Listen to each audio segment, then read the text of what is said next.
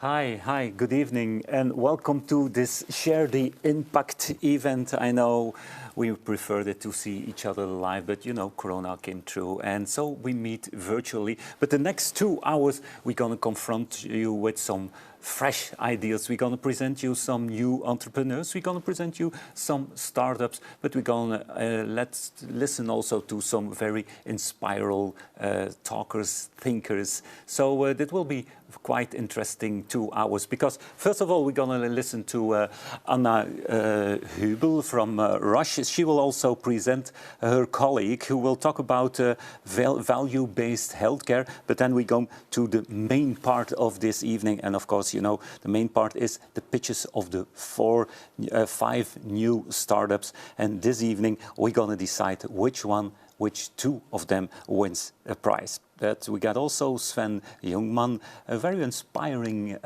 doctor in Berlin, someone also who will give us an inspiring talk, I guess. And we end with Menno Kok from EIT. He's one of the sponsors of this evening. But first of all, let's go to Anna Maria Heigl-Reining. She's a managing director from Roche Diagnostics, and we see her already on screen over there. Anna Maria, just tell me, why is a company like Roche sponsoring and making this event possible? From where this engagement?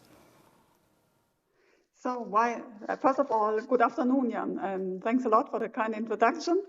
And my pleasure to be here, and good afternoon to all participants. So why are we sponsoring and supporting this event? Is because we are committed to innovation, and I'm happy to share a bit more in a presentation and some slides what we see as innovation in the diagnostics in the healthcare space. So this is for us a key in our business, and this is the reason why we are very curious to work in the space with startups and support also young talents in bringing in their ideas. Okay, you had a little presentation, I guess. Yes, I have. There she is. All right, it's up to you, Anna Maria.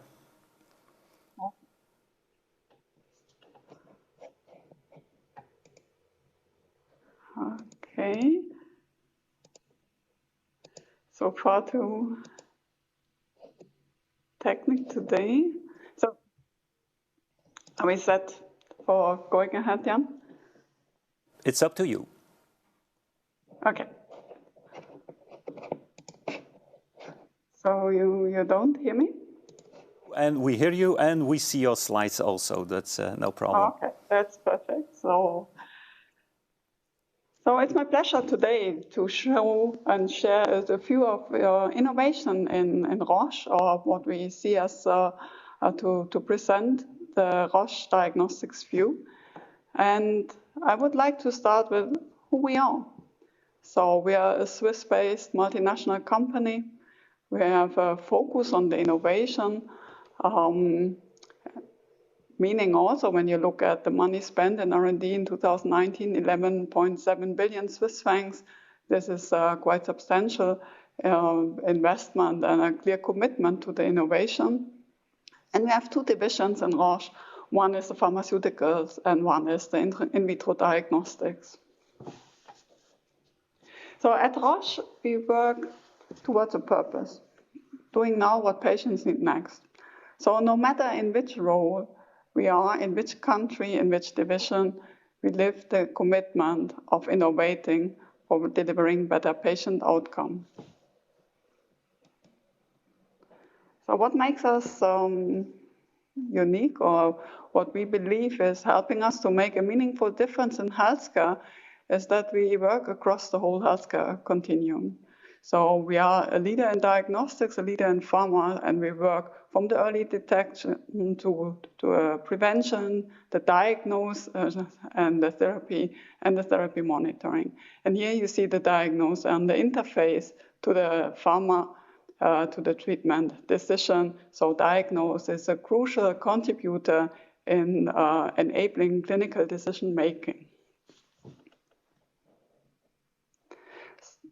So innovation takes place in all steps of this healthcare continuum. But of course, there's also the digitalization. No?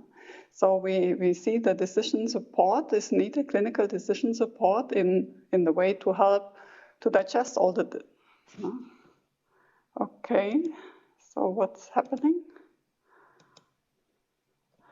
So what we see is that, yes, the diagnostics is generating 20 billion diagnostics tests per year on our installed base worldwide. And then we have the scientific knowledge increasing globally, the medical knowledge. So there is a need to help to translate that in the interface between the diagnose, enabling the clinical decision making for the pharma, for the treatment decision for the clinicians. For this, we also partner up with some companies mentioned up here in the slides. And with these, the diagnostics, the data, the analytics, we strive for delivering personalized healthcare. So personalized healthcare is actually nothing really new to us in Roche, and especially not in diagnostics. But what we see here is that the evolution of the innovation in IVD, meaning that with the digital technology, we can increasingly tailor-make the specific needs of medical care for individuals and smaller group of patients. So when we come from the laboratory testing towards a companion diagnostics, a certain patient group with a targeted treatment, and then finally integrating all data and technology in decision management into individualized patient care. So what does that mean? The importance of data and the new technologies, and I mentioned the digitalization, but also new diagnostics technologies, like, for example, the genome sequencing enables the individualization of looking at the patient and the individualized, integrated treatment, personalized healthcare. But this is not only, and that leads me then also to my colleague presenting value-based healthcare. This is not only benefiting the individual, a better patient outcome, it's also benefiting the healthcare systems, the healthcare spending is healthcare spending. So the data, the importance of data, the new technologies, but also the need of an efficient and effective healthcare system, healthcare spending will drive the individualization of patient care. So how do we see the role of the diagnostics? So the diagnostics is an enabler, and with this is a fundament of the future healthcare. Thank you very much. And I wish you a successful event today. And now I would like to hand over to Annick Tourney to present value-based healthcare. Okay, thank you so much, Anna Maria. We appreciate it that you made, I know you're a busy woman, to make some time available for this event and supporting this event. And indeed, you said innovation in a whole new way, because let's say value-based healthcare, it's a new way of innovation, but a totally different way of innovation when we compare it to the 5 presenters that we will see in some minutes. Within some minutes, we got some presenters, startups, young entrepreneurs, and you have to check, nearly all their new presentations are tools, that are apps, that are practical tools, but innovation can also be introducing a new philosophy, and that's what Annick will present. Innovation can also be a new way to looking at health. Looking at health not so much as volume creating volume, but creating value, and that is what value-based healthcare is. It's a new philosophy that's upcoming also here in Belgium. And someone who knows a lot about this is Annick Tourney. She works for Roche, and she's, let's say, an expert in value-based healthcare. And I hope she's right now on the line. There she is. And I'm right, Annick, I know that you're very passionate about value-based healthcare. Tell us, please, you got some slides on this. Tell us, please, why is value-based healthcare so innovative? It's up to you, Annick. Thank you, Jan. Good evening, everyone. So it's a pleasure here to be here with all of you. First of all, the goal of value-based healthcare is to make the healthcare system more patient-centric and more patient-driven approach. And today we would like to share with you the story of value-based healthcare and the role Roche can play in it in this storyline. First of all, you will have a little bit theoretical approach about it, but also why it is important to drive value-based healthcare forward. And if you look a little bit to a little introduction about value-based healthcare in theory, to have that clear understanding of what we talk about, and then moving really to the Roche approach of it. Why value-based healthcare is important? We all know that our healthcare system is today not sustainable and not patient-centered driven. It's a lot about volume instead of value creation. It's about fee for services. So a lot is incentivized in those boxes. And we know that still the doctor, the medical doctor, is still at the center of the care giving. It's not around the patient, it's still the doctor knows it all. And if you look towards the cost also, is that even in Belgium, we spend more than average of our European GDP in the healthcare expenditure, how to cure patients and how to do a better care in it. But it's a huge amount that we spend in that curing of patients. Above it, we know that aging populations, they have an increasing healthcare needs. So how to make that system sustainable in the future? On top of that, if you look also, is that there are also other critical points like expenditures and outcomes. So there is no strong correlation if you have a clear outcome in what we spend in that outcome towards the real outcome for that patient. So a lot of maybe money is in the waste system of it. And there is a huge variation on the outcomes of it, not only variation between different hospitals, healthcare providers, but also if you would do a benchmark between the different countries, you would see a different variation. I will show you in the next few minutes some examples. And because our healthcare system in Belgium, but also in different countries in the EU, is very fragmented, we also have often duplicated care. And there's a lot of waste in the system in healthcare. Even we speak about up to 30% waste in that healthcare system that could be avoided by looking into the integrated care instead of looking to the different silos. So if you look to the variation, what I just mentioned to you in health outcomes, it's a world problem. It's not only a problem of Belgium. For example, if you look to colon cancer surgery, if you go to a hospital in Sweden, you could have 20 times a variation in mortality if you select hospital X comparable with hospital Y. It's the same, for example, in the US. If you have a heart attack, the 30-day mortality rate can be twice in a different hospital setting. So it's very important as a patient what you want. You want the best care. You want to select the best center of excellence and to deliver you the best care around it. So you need to look to the whole process around it, how to make it more optimized for the outcome of the patient, but also how to look to the cost around it, that it's efficient as well for the healthcare system.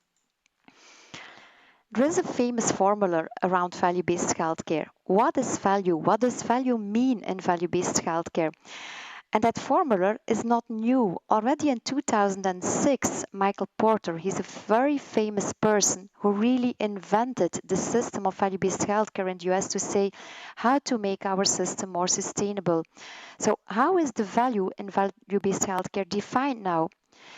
The value in it is the equal to outcome that really matters to those patients over the cost across the full cycle of care. So you really look to the full integrated care from primary care, secondary care, tertiary care. You really look to the full cycle of care in it. That's very important. And here it's important also that outcomes here are the ones that really matters to those patients, not only qualitative, not only quantitative and clinical, but the full package around. And the cost here is a total cost around that care cycle, not only in a one box. So that's very important as well to take into consideration. Is it something new? No, because the beginning of 2000, it started already. It's a very long journey, value-based healthcare. We take little step by step, but what we see is that the train started to move. And this train will not stop anymore. It's moving in the right direction. It's moving really in the way that the healthcare system will become more sustainable and also more towards a prevention role that we will all have in that value-based healthcare system. It's a long journey, and as you can see, many countries already slowly moved in this direction. Some Nordic countries are frontrunners in it. Also the Netherlands, because they have a different system in the reimbursement model around it. And we see also in Belgium that we have quite some nice examples, and we call that frontrunners, really healthcare experts who fully believes in this model, value-based healthcare, to drive this forward. So they pilot already in certain disease areas to really convince the others to say this is the right way to go. It's also driven by global leaders, like, for instance, the World Economic Forum, like also the OECD. So they really have clear statements about what is the value of value-based healthcare and how to drive it forward. And as an industry, we are also on that train. And we are not alone, because a lot of industries really believe that we need to shift that volume system rewarding towards, can we also be part of the rewarding of the outcomes we generate with innovation that we can bring towards those patients and those healthcare providers. If we look now to value-based healthcare, I just presented you what is the value in that value-based healthcare model, and this is a very famous formula on outcomes and cost. There is also a definition behind, a definition that it's something we not created by Roche only, but we tailor-made it. What is our belief in value-based healthcare? It's really, we want to have a patient-centric approach. We want to improve those health outcomes with innovation solutions we bring in the market that really matters to those patients. And how can the system be incentivized by improving that value and by being rewarded in that value? So for this, we need in Belgium a completely new payment model around it, where all of us collaborate together in this direction. Let me look a little bit now to what Roche in diagnostics can mean for the value-based healthcare approach in it. First of all, the value for value-based healthcare at Roche is that we fully believe that if, as a patient or as a citizen, you want at the end to choose the best provider, you want that they can select the best center for their care they need in order to have the best outcome. If you look to the providers of delivering that care, the healthcare providers, they want to differentiate themselves in certain areas to really become centers of experts, that they know that they will attract the best disease management in this area for those patients, and that maybe the survival rate or the mortality rate will be as high as possible. For the payers in our country, the policymakers, the insurance companies, it's very important also that they can start doing negotiations on not a volume-driven system, but on a value-based system, being rewarded on the outcome you deliver to those patients. And as an industry, it's important also that if you bring a lot of innovation in the market, like Anna Maria also mentioned, how much R&D we spend in innovation every year, how we can be rewarded on that innovation we bring in that healthcare system towards the patient, and really show the impact that we bring with innovation on that patient, on that outcome, and being rewarded on it. Like also is important is that if you look to the overall cost of the healthcare that we spend in the world, but also in Belgium, only in vitro diagnostics is 2% of that part, which is very, very low. But the impact you see is that the influence that our results from in vitro diagnostics will have on the impact of clinical decision making is very high. It's up to 60-70% of the decisions for clinical decision making by our healthcare providers. So it plays a role from prevention, monitoring, treatment, and also follow-up of treatments in the whole cycle of care. So it's really, this demands a transformation. How the impact on in vitro diagnostics can be really highlighted in that full cycle of care and not only being rewarded in that little box. The value of diagnostics in the healthcare system, first of all, it's important also Our direct customers, the clinical biologists, the pathologists, they know the value of diagnostics, but how also to leverage. And COVID can be a very beautiful example. We all see that due to COVID, we need those tests. We need this test to really monitor where is the spread of the disease. So if we can improve the education of the healthcare providers, all the healthcare providers, how to really reward and being recognized the value of diagnostics along that full patient pathway, along that full patient journey. Also remove barriers from those silo thinking approach in the healthcare system, because the rewarding system is like this already for more than 40 years, to a timely diagnostic, an optimal treatment, and really an optimal treatment, but the right treatment, the right decision, the personalized decision for that patient, and guided based care. This would generate an effective and an efficient way of really positioning in vitro diagnostics information. If we can remove waste out of the system, this means that by redistributing the resources created by these improved outcomes, it will be beneficial for the well-being of the patients, and it will be also become a more sustainable cost saving for healthcare systems. If you look, can you do it in different disease areas? There is a broad of potential, and I would not highlight now the potential of the ICHOM standard sets. I will not go into depth. But for instance, we have a broad potential of the value of diagnostics in heart disease, and this is a very important topic in the world. Also in oncology, broad portfolio in oncology with treatments in vitro diagnostics. Never forget also the digital impact of having insights in those results, in the data that they can generate, real data and evidence. Also chronic lung cancer diseases and stroke and Alzheimer. So the value of diagnostics in the decision making along that entire continuum of the patient health is important and is potentially possible in different disease areas. It's an enabler of value-based healthcare, and it's part of what you often hear, personalized healthcare. You can work around really create a personalized healthcare, a personalized treatment for that patient. It's really patient-focused oriented. And to differentiate then, Roche also in this position towards it.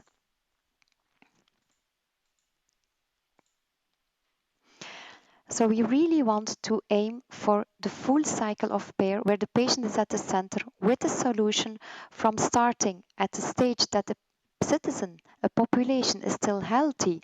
Where can be the value of diagnostics, testing in a fast solution in preventing and screening in order that we can avoid X% of the populations to become ill.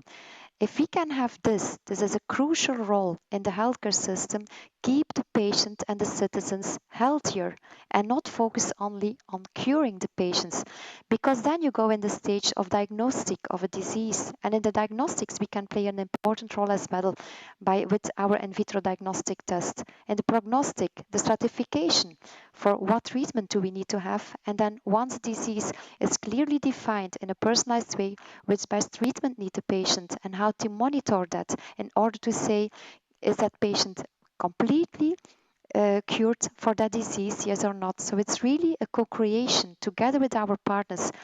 Such an approach in value-based healthcare, you cannot do it alone. You need to co-create the solutions all together.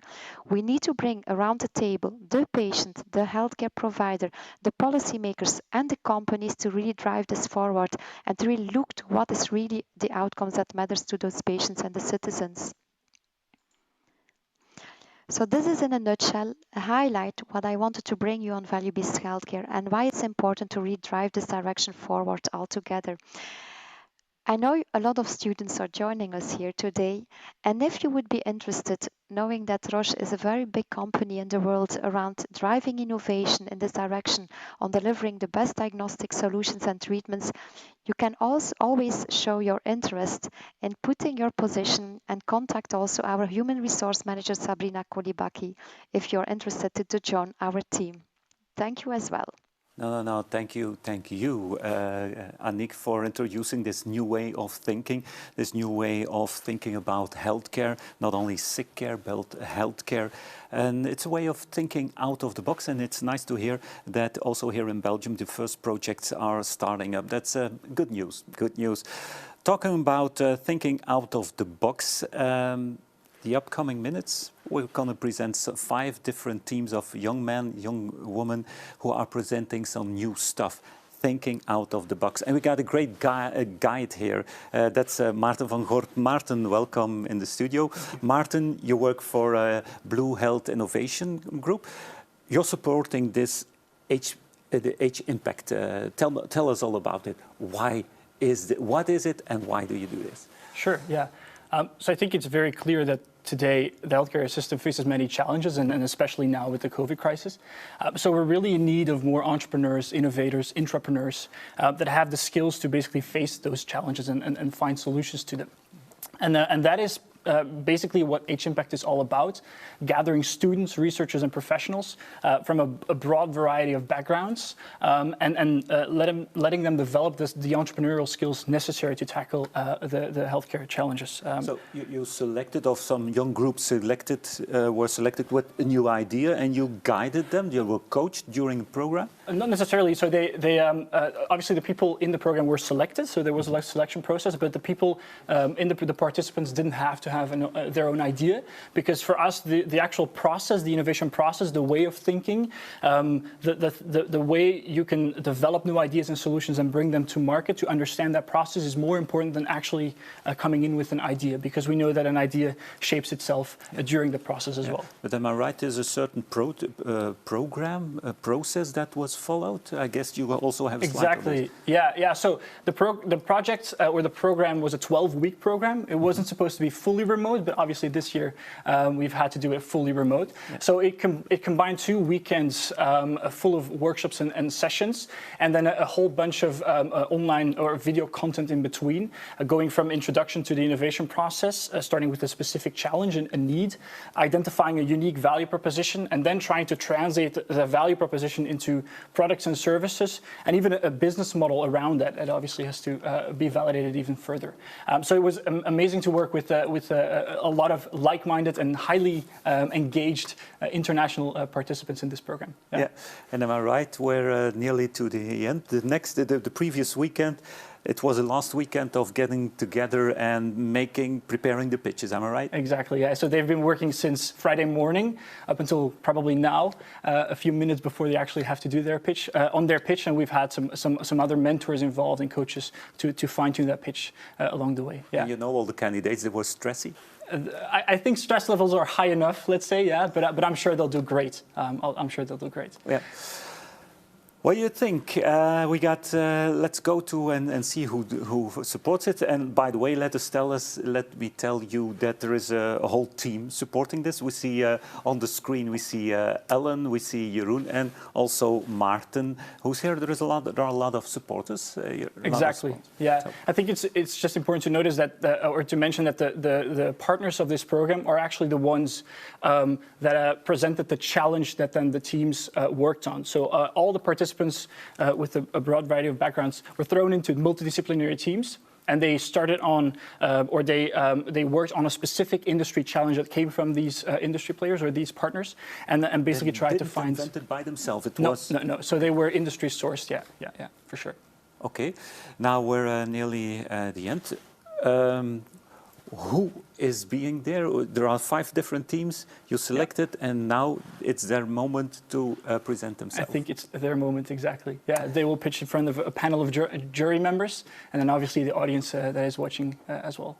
Okay, am I right that every team has just 4 minutes to present their pitch? Yeah. Afterwards, you and your colleagues are going to ask some questions. Yeah, so we're in contact with the jury members, and we'll get the questions through, and then I will ask the questions to the teams that present. So they have 4 minutes to present, and then 3 additional minutes to answer some questions. But people who are watching right now, they can ask questions. Exactly. How do they do that? They can ask questions as well. There is a link that in a few slides I think will come on that they can go to and that they can pose questions to. Okay, can we see that link? Sure. Yeah, I'll go. Tell us first before there is a jury. There is a jury, yeah, exactly. So maybe just quickly, 4 people. Tom Brakelers, who is the director of Blue Health Innovation Center, is the organization I work at. Ilse van Hullen, works at the accelerator program IMEC iStart, and Tim de Smet is a business developer at Ghent University. And then we have Janne-Hendrik Parsinen, who is one of the directors at Roche as well. So they'll be the jury panel for tonight. They're the jury, and also we, as a group, can support. Exactly. So people can vote as well during the program. So if you get your smartphone with you, and I guess you all have your smartphone with you, just scan this QR code and you can go to WooClap. It's quite easy. You go to WooClap, I guess you all know WooClap, and you can vote for one of the 5 pictures. Not yet. We have to wait until the end. So within half an hour, you can vote for your favorite pitch. So I'll guess it's time to start. Let's pitch. And first of all, let's go to Luxembourg, I guess, because over there we get Natasia. Do we have Natasia from the Go to Health team? Look who we have there. Are you a little bit nervous, Natasia? I'm more excited than nervous. Okay. Are you ready for your pitch? You just got 4 minutes and it starts right now. Okay, so one would argue that one of the best things about living in the European Union is the ease with which you can move from one country to another. Whether you're an expat, you are an international student, or an Erasmus student. However, this ease of movement does come with a challenge. And to illustrate this challenge, I would like to introduce you to Maria. Now, Maria is from Austria, and she really wants to go on Erasmus during her undergrad, specifically to Portugal. However, Maria has diabetes and has long been struggling with her health for quite a few years now. Now, while the idea of going to Portugal is very exciting for Maria, it's also proving to be quite daunting because she's not entirely sure if she can effectively communicate with her new healthcare provider because of language barriers. But also, how will she be able to communicate her long and complicated medical history to a new doctor? Now, this is not a specific problem to Maria. In fact, 1 in 3 Europeans over the age of 15 years has a chronic health condition, and this is a large proportion of the population. So how can we empower Maria and others like her who want to travel and relocate without having to have the stress? And this is where the Health to Go team comes in. We would like to empower individuals with an international health passport. So how would this work? So let's take Maria again. She would request her medical data through our platform, and from here, we would extract the relevant information from her electronic health records. Then we would perform a certified medical translation to get this information into the appropriate language. After which, the information can be sent to a new healthcare provider in the country of interest and also stored in our platform in a secure way that can then be stored and used at a later date. Now, the benefits of this are multiple, including reduced duplication of medical tests and procedures if somebody moves from one country to another. Importantly, improving communication, understanding, and empathy between Maria, for example, and her new doctor. And ultimately, this would lead to improved quality and continuity of care. So in order to access our service, Maria would pay a yearly subscription fee, which would allow her to store her data on our secure data storage platform. And then, when she wants to translate her information, she would do a pay-as-you-need upon translation request. And so we would have different tiers of payments for individuals, for corporate, for families, and of course, some great discounts for the Erasmus students. Now, we've been working on this innovation for a couple of months now, and it's been really an exciting journey, and we've reached some pretty cool milestones. Most notably, we entered the EIT Health eLab joint event in November and won second place after pitching this very idea, which was very motivating to us and showed that there's really an interest for this idea. And so now we would like to refine our minimal viable product, and we're looking for a software engineer to join our team to help us with the back end of that. And then once we develop our prototype, we can validate this with test groups, and specifically would like to focus on the Benelux region, starting with Belgium. And one important thing to note is that the European Union is actually working on a framework and policy that can improve the transfer of health data and information between European countries. And so we would like to partner with the eHealth Wellbeing and Aging Unit that is working on this particular problem as we believe they could also help us in particular with ensuring that our platform is complying with GDPR regulations. And so I've had the amazing privilege to work with the fantastic team, Emily, Barbara, and Diraj, and we all have medical backgrounds. But beyond our professional expertise, what really sets this team apart is we're 4 individuals from 4 different countries across 3 different continents, and we have directly experienced the very issue that Maria did. Every time we've had to move, we didn't have a good way to transfer our medical information. And so through our innovation, we would like to empower ourselves, empower Maria, and of course, empower all of you to get the right care wherever you go. Thank you. Great pitch, Natasja. I saw some reactions coming in, and it looks real good. By the way, everyone saw already that we put the QR code down below the screen, so no reason why not to vote. So take your smartphone once again, scan it, and we want to have your votes. Now, Natasja, what you didn't see was that during your pitch, Maarten was receiving a lot of questions. You see maybe his iPhone in his hand. A lot of questions are coming in. Maarten, tell us, you got some edgy questions for her. Yeah, sure. One of the questions is, as an international team who has basically experienced this problem yourself, how will you then now use that strength as an international team going forward? I think being an international team is really great for this kind of innovation because it is going to be a Europe-wide initiative eventually. So the fact that we're based in different countries allows us to reach out to different stakeholders in the different countries. And we've also lived in multiple countries in the European Union. So this already gives us quite good context about how electronic health records already work. So I think this already positions us in a very unique way for this kind of a solution. Fantastic. Okay. Another question that came in from the jury panel is, this will most likely not be cheap or too cheap. Don't you risk creating a gap between those who can afford this and those who don't?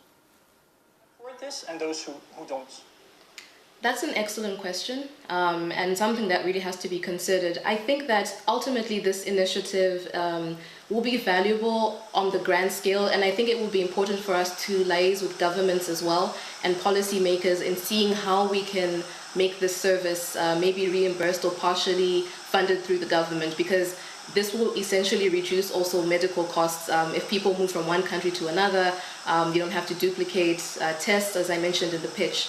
So I think ultimately it's if this is implemented in a good way, in a wide scale, I think a lot of governments would be interested in investing in it. So hopefully we could find partners who can work with us on that aspect. Okay, another question is about risk.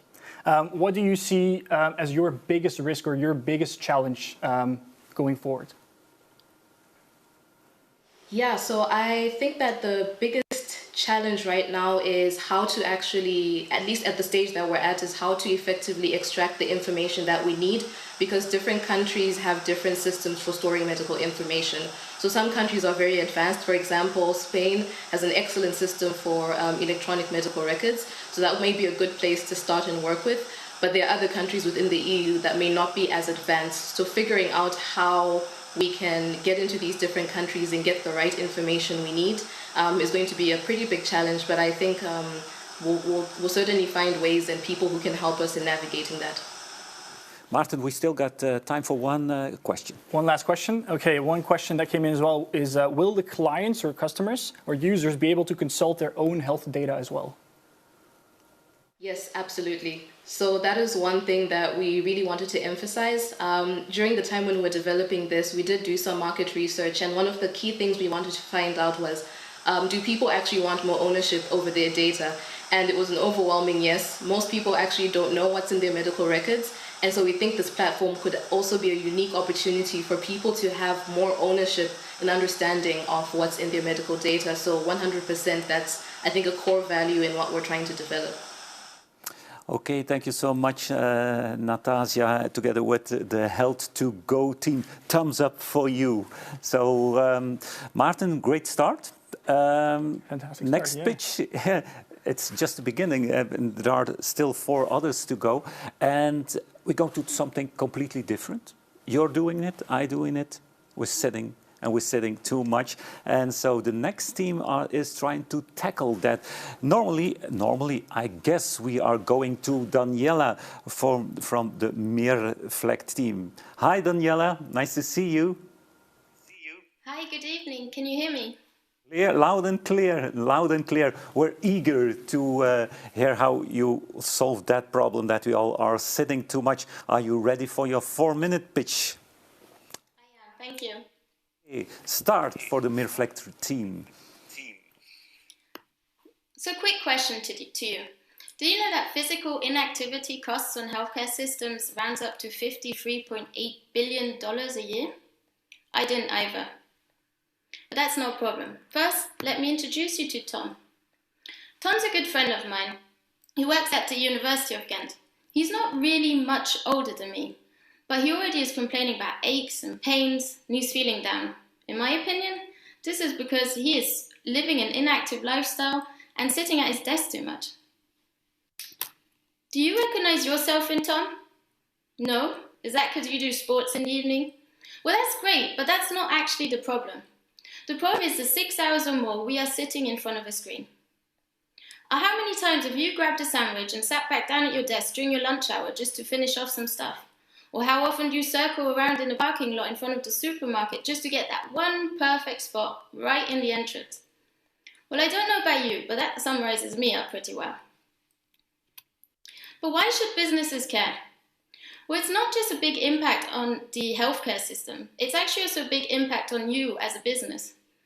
Yearly productivity losses per person can amount up to €600. We have sick leaves and just a general insatisfaction of your employees. So how can we help Tom, or how can we help you and your employees and your business? Well, we want to break the habit.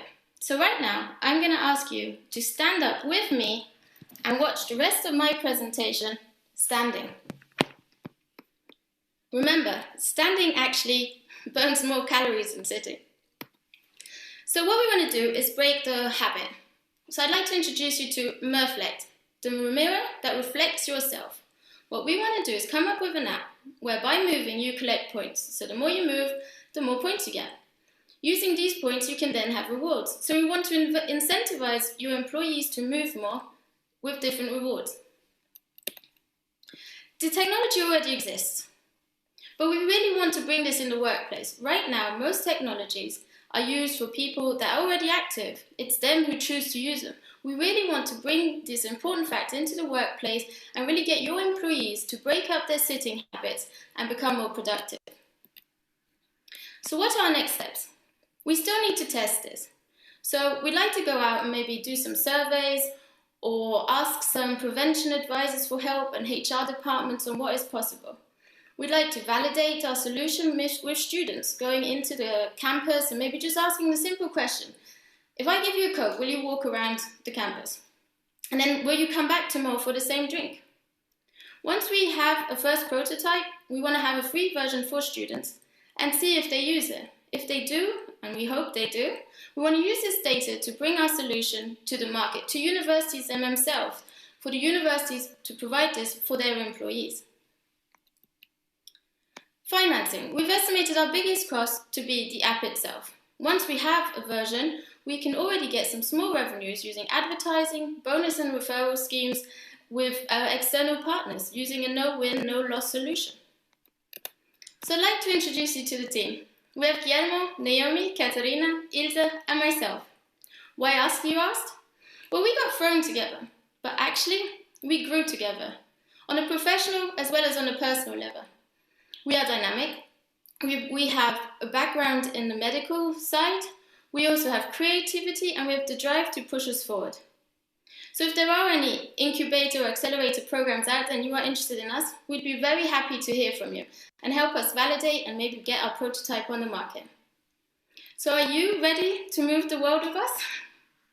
Thank you very much. Actually, I'm ready, Daniela. Thanks to the Mirflect team for a great pitch. But I saw Maarten once again with his smartphone and his WhatsApp group. And some questions were coming in, Maarten, for Daniela and her team. Yeah. One of the questions is around competition. So there are already a few solutions that reward people for being active. How would you say your solution would be different than the existing solutions already? Absolutely.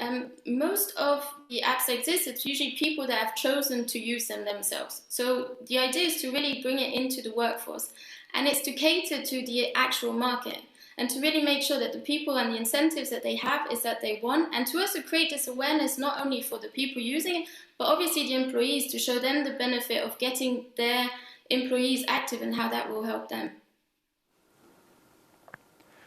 Perfect. Another question would be around, so you need obviously companies who offer discounts, and you also need users. But for users to come onto the platform or solution, there should be businesses offering discounts and the other way around as well. So what side is the easiest to actually get onto your solution first? How would you try to solve this chicken and egg problem? That's a very good question, thank you. We have thought about it. There's two routes to go. So like I said, we thought of the free version where we get external partners to already have, for example, big companies like Decathlon or Basic Fit to already have incentives so that we can bring it to market fast and validate it on a free basis, and then have kind of a premium version for employees. How exactly or what exactly is the best way? We are going to hope someone can help us out with that. All right, another question that came in is about long-term use. So how would you try to guarantee that a user doesn't leave you after a few weeks or months using the app? Of course, this would be the dynamic side of us. We have to make sure that it stays either challenging and that it changes, and that we also really focus on who is using it. So that's what I mean with the competition that exists out there. They have incentives, but they're not catered to anyone. So it's really going in and using maybe even the company's ecosystem. So if the company already has a canteen or has different promotions, to bring it all together and really make sure that that it reflects the people that are using it, which might be obviously difficult to scale it up, but we'll have to see about that. Okay, another question. First of all, excellent ideas, one of the comments. How will you convince the employers to actually pay? So that's a lot of number crunching, I think. I mean, obviously physical inactivity is already a global issue. I mean, it impacts everything from, all the NCDs are also linked to physical inactivity. So I think the number exists and the problem exists. But as you correctly say, why should they care? And this is where we have to really bring in the numbers and show the difference. So one of the concepts we had is that actually we work on a bonus scheme. So if we can prove that over long term their employees are actually doing better, that's only when they would start actually involving us and potentially paying for the service. Or to get a bonus on the benefit that they would get because we are helping their employees. And then a question about trust. So how can the employee trust that the employer doesn't really abuse the data because the employer would be the one that pays. So how would that work? Of course it's difficult. You're going to have to trust your employees. I mean, every so often I've taken my phone and I've just shaken it around so I feel better about my steps. But I think this is also why we have chosen universities as well. We're really looking into companies that already have a slight awareness and that really also want to create this health for their employees. And of course, it has to be a mutual trust situation. Maarten, time for a last question. Last question, Daniela. At this point, what would you need to take the next step successfully? I think we'd really like, especially based on all your questions, which is really good feedback, we'd really need to go back and think about how we can make it feasible. And like you said, how we can really make companies want it. And then, I mean, that's, I think, the first step is to really validate it and our potential business models that we can create around it. Once we have that, then obviously it would be the app in itself to just throw it out there and see what happens. Thank you so much, Daniela. And by the way, I loved your background, your personalized background. Mirflect started in 2020. So good luck, thumbs up also for Mirflect. Goodbye, Daniela. We go to something completely different, Maarten. Now it's time for, the team, Hazy team. The problem is staffing problem in hospitals. We've seen it during the pandemic, where even the army had to come to hospitals to support nurses. And apparently, Hazy has solutions for that. So if all goes well, we should go to Maxime. Maxime, are you there? There he is. Maxime, welcome. Do you hear us, Maxime? Maxime, do you hear us? I think Maxime is not... Are you hearing us, Maxime? Yes, I do. Okay. I guess Maxime doesn't hear us, but I hear that... yeah, Maxime is... there he is again. There he is again, Maxime. He was lost in translation, let's say. Maxime, are you hearing us? Do you understand us? Yes, I'm hearing you fine. Thank you. Nice to hear you, Maxime. We know that you're working on the topic of staffing problems, and you have a solution together with the Hazy team. 4 minutes to explain it. Maxime, it's up to you. All right. I will do my best. If 2020 has taught us something, it's how precarious the situations are in hospitals now. Stress, burnout, a lack of staff, until someone can't cope any longer and decides to leave. And then, the employer starts to feel it. Manually creating job offers and writing every job requirement down, posting it then on several websites, reading hundreds of CVs, discussing them, summarizing them, and finally, scheduling job interviews with the applicants. All done manually. Time, especially in hospitals, is crucial. But humans, employers, can't do it quicker. That's why there is a need in Hazy. A tool which will reduce the hiring period. For us, hiring people means connecting people. Hazy is a two-sided platform for people with interest in healthcare to find each other in a much quicker and efficient way. If you're a healthcare employer, please go on Hazy. Create a job offer. Let Hazy automate system select the applicants, and 3, select by yourself all the applicants. How can Hazy make it faster? Well, look, when creating a job offer, the employer will give each job requirement a specific value, a specific score. Hazy will remember that score and will analyze every future application according to that score. And that way, the best matches will always appear on top. And that way, the future employee will meet the personalized needs of the employer, thus creating the perfect match. But don't get me wrong, Hazy is not only an improvement for employers, but for employees as well. What they have to do is go on the website and create a personalized professional Hazy profile. In addition, a personality test, so that Hazy can provide them job offers based on their personalized needs. For them, completely free.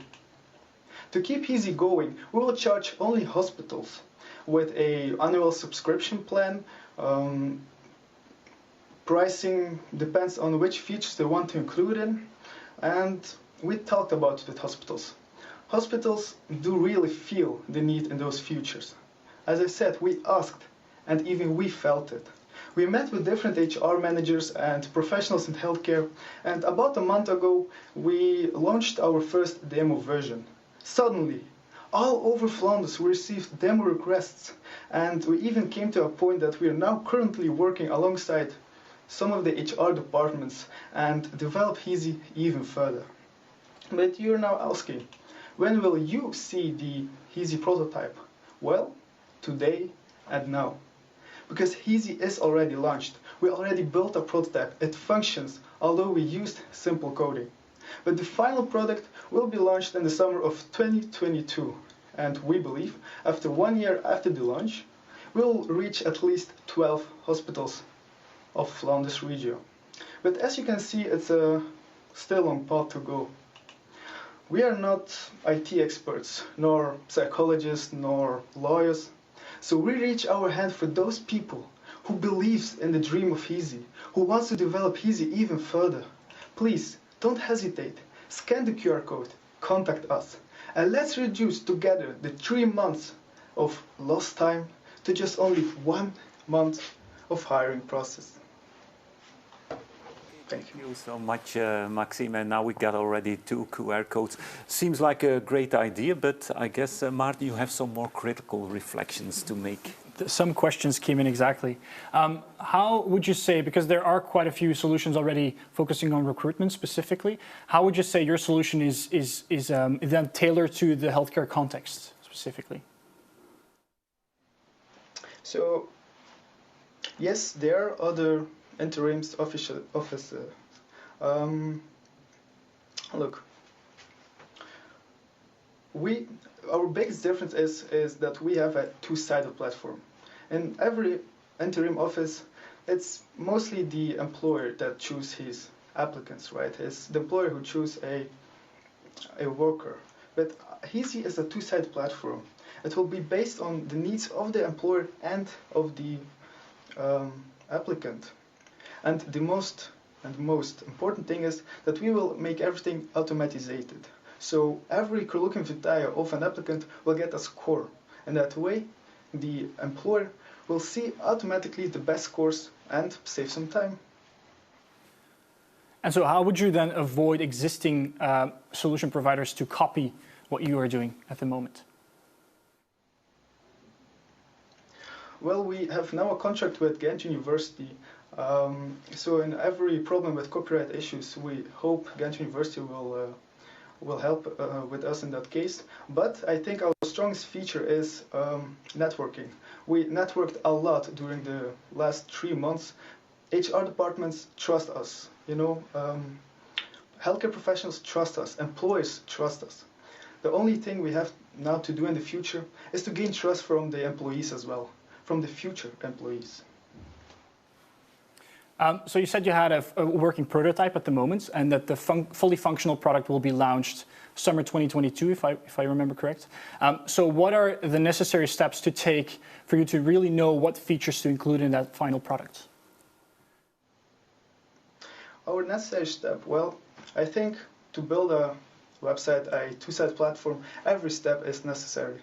But again, we would never be at this stage if we didn't communicate with HR departments. It's based on their feedback.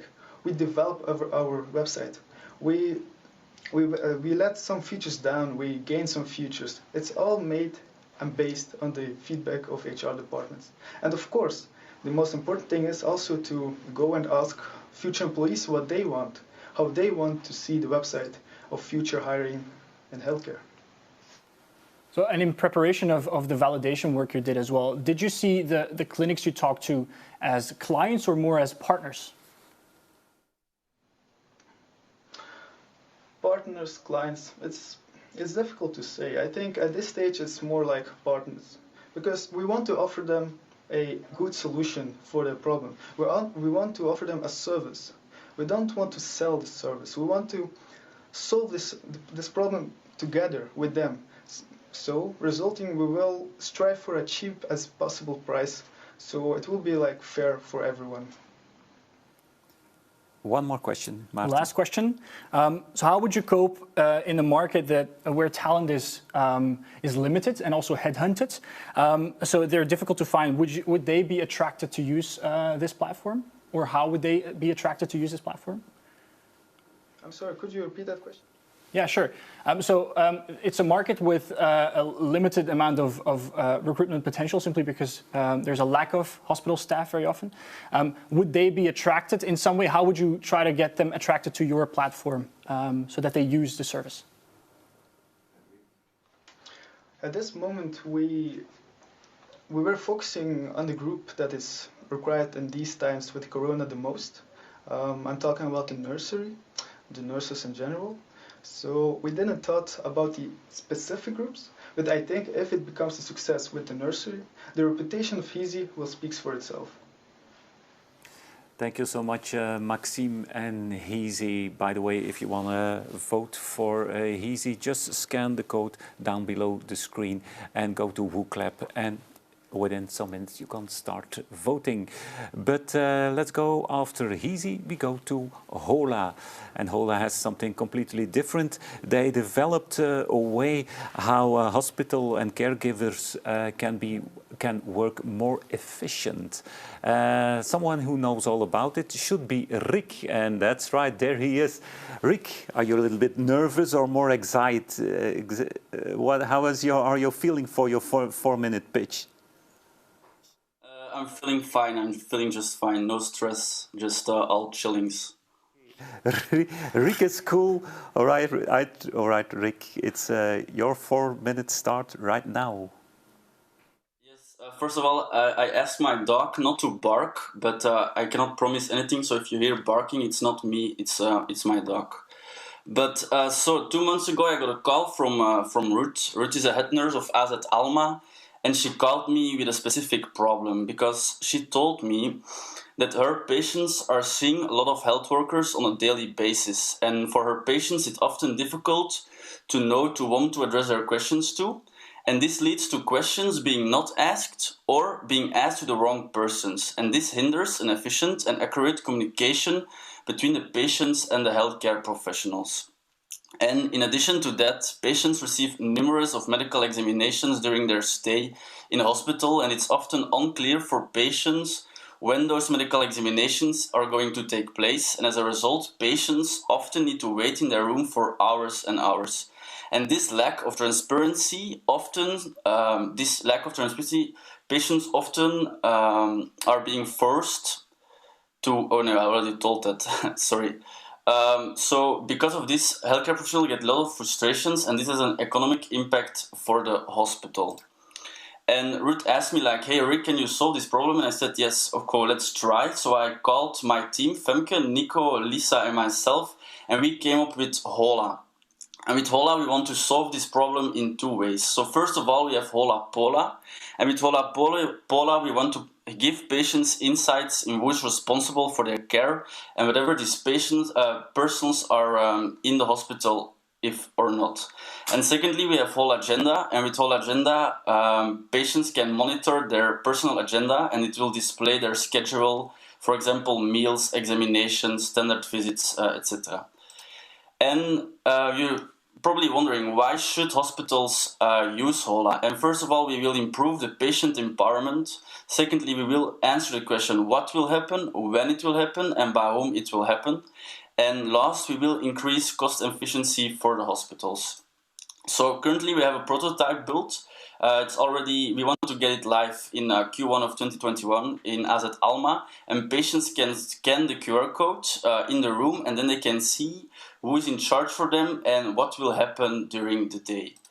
And then you may ask, does this solution already exist? And to answer correctly, in the United States it already exists, yes, but in Europe we don't have any direct competition yet, so we can be the first hitting on the European market.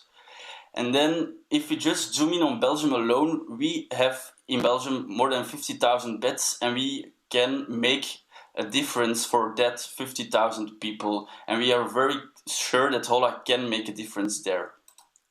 And how we will do it, we will go to the hospitals and we will ask for a one-time fee for integration with their hospital software. And then we will ask additional fees based on the departments they want to include and based on the services they want. So if they, for example, only want Hola Pola, or they only want Whole Agenda, or they can combine it, of course. In the future roadmap, in Q1 2021, we want to launch our MVP in AZ Alma. Afterwards, we will do 3 proof of concepts in AZ Alma as well in 3 different departments. Then we will go for our first integration. And afterwards, we really want to expand in Europe. So first we will hitting the Belgian market, and afterwards we will try to convince Europe that Hola is here to stay. So once again, with Hola, we want to create an environment where patients know what will happen, when it will happen, and by whom it will happen to. So if you have interest or you want to help or solve this problem, please get in contact. Thank you for listening. Thank you, Line. Thank you, Rick. And anyway, you won already the prize for the most funky title, Hola Pola. What a good name, one not to forget. But I think you got some more critical questions and remarks. Maarten. Yes, exactly. One of the questions, Rick, is when you started your pitch, you talked about the problem that patients ask the questions or certain questions to the wrong people. Is that something that Pola, either one of both services, solves as well?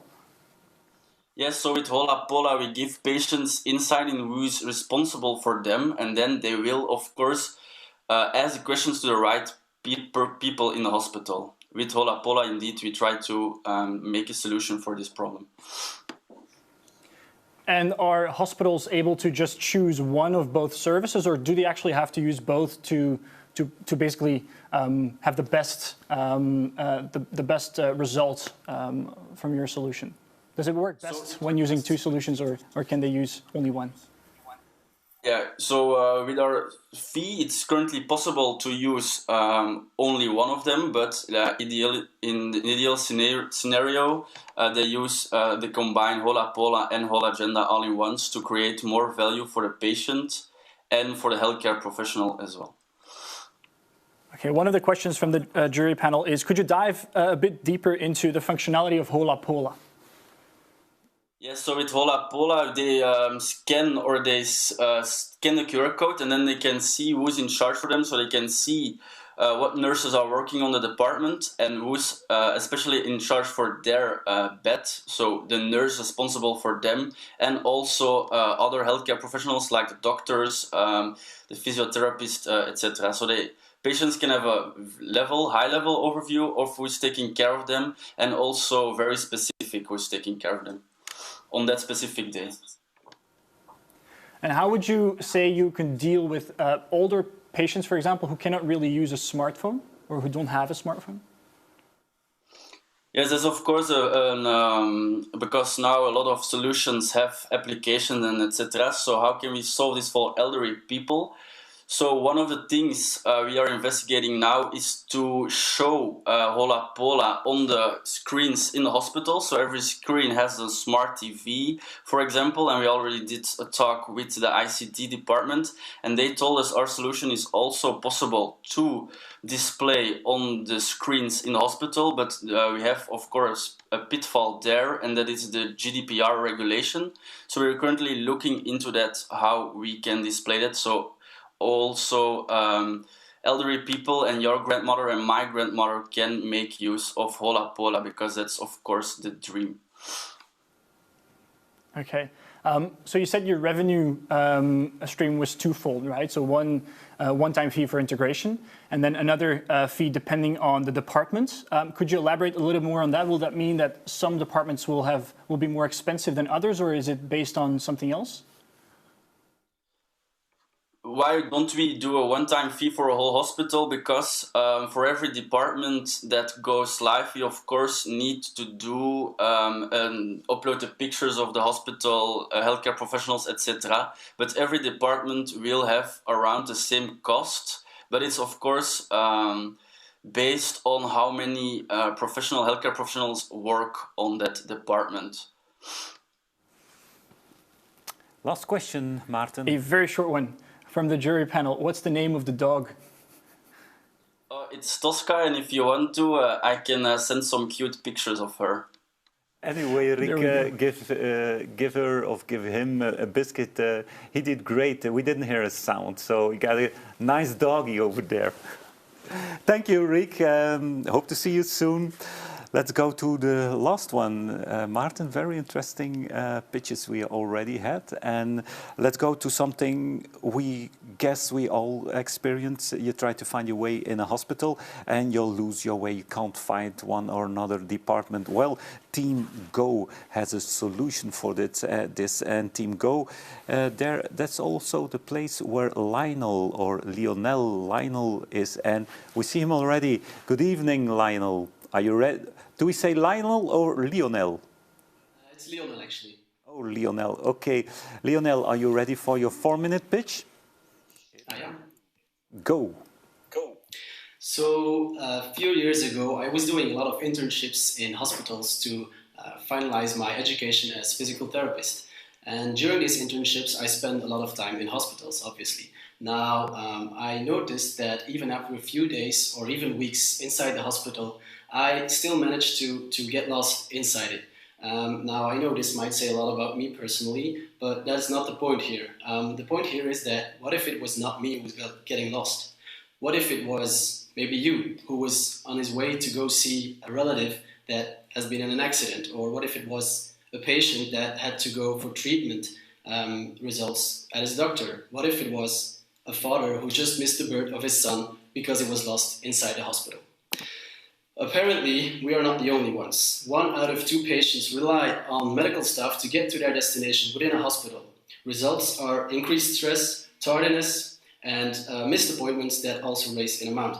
On top of that, patient satisfaction decreases with a huge amount.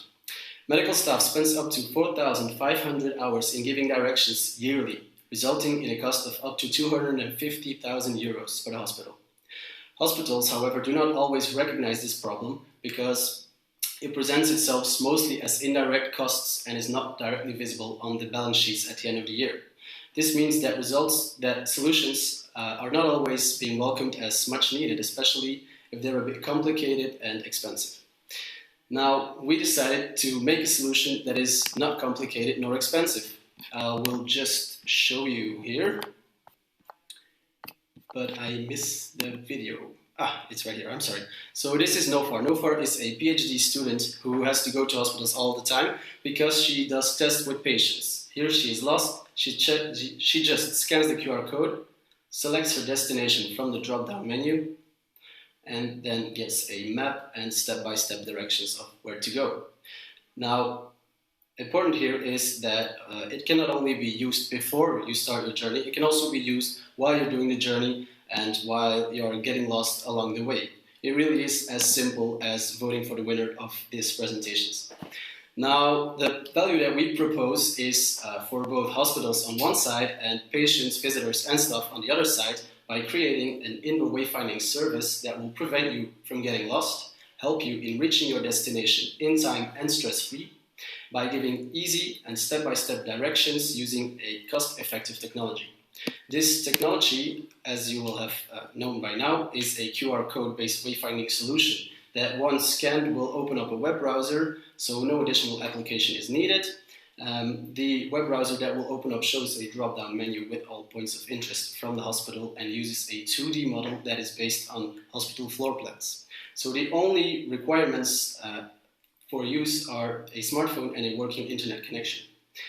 We aim to sell our product to hospitals, both private and public, in a subscription-based model on a yearly basis, which will compensate for our cost of software development, even though we have our own software developer in our team, maintenance of the software and implementation within the hospitals.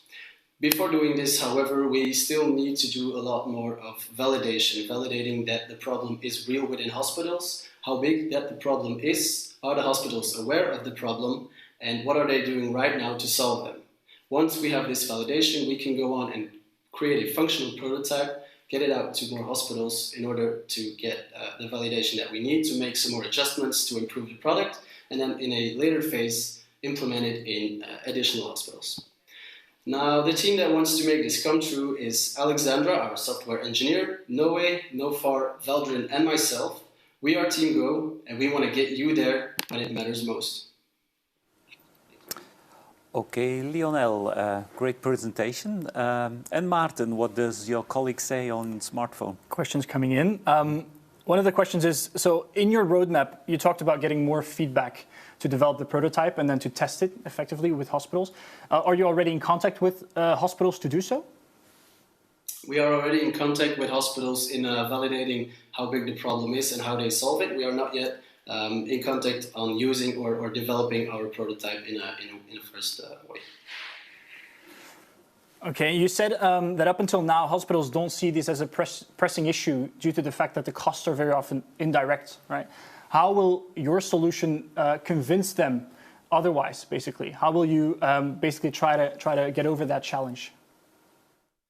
Well, in the first period, we really aim to work closely together with a few hospitals and look at them together with how big is the problem. So how many people really actually get lost? Let's measure that together and see how big the problem is so that we can effectively help solving it. So we don't want to solve a problem that's not a problem, of course. How does this set you apart from competitors? Because indoor wayfinding is a hot topic for many industries at the moment. Yes, so we are aware, of course, of the many competitors that there are on the market, which affirms that it is actually a problem worth solving. But the way we want to separate ourselves from the competitors is by making a product that's really easy to integrate within every hospital. So whether it's a very old hospital with new facilities or a new one, the technology is really simple and can be used everywhere. On one hand, and on the other hand, the solution is very cheap. So we aim to make a very cheap solution. And being very simple and cheap, how will that protect you from, for example, the healthcare institutions actually copying it themselves or implementing it themselves? Well, that's something that we haven't looked into too much already, but we have to, or if we decide to continue with this, we would have to look into protecting ourselves, our IP, in a good manner. Have you thought about older patients who aren't, who possibly aren't capable of working with QR codes and having a smartphone? Yes, we are of course aware that not everyone visiting a hospital is capable of using a smartphone, but we think that people visiting hospitals by themselves, do have a certain degree of autonomy, making it possible in most cases to use smartphones. We also saw that in research, the number of seniors that are able to use a smartphone has been doubled in the last 4 years. So we think it's something that, of course, it won't be a solution for everyone, but we try to incorporate as much people as possible. Okay. What would you need from the hospitals or the hospitals themselves to basically build the solution for them specifically? Obviously, every hospital is different. What would you need the hospital for to make this a reality?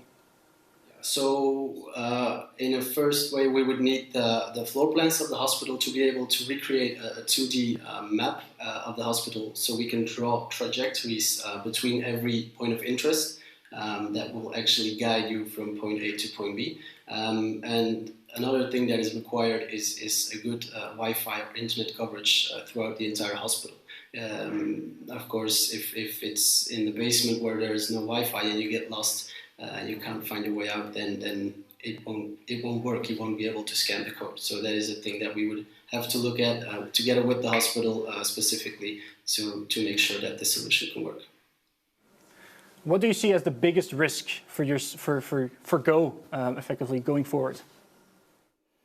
The biggest risk, I think, is that right now there are already some solutions out there, but every hospital maybe has their own solution that they have, which might work for them, which might not work for them. So we have to make sure that we create a solution that can unify actually this problem, so that not every hospital uses their own little system. Are you targeting specifically large hospitals, or is this also applicable to smaller venues, or is that not worth basically your time and resources to do this thing for smaller venues? We could also do this for smaller venues, but we think in the first place it will be interesting to look at hospitals who might be a bit older already, big older hospitals who get a new wing that's being renovated or whatever, who doesn't have the newer wayfinding solutions that modern hospitals may already have incorporated when being built. So these are our main targets. One last question. The last question, Martin. Also for you, Lionel, what is it that you need at this point in time going forward that will enable you to take your next step successfully?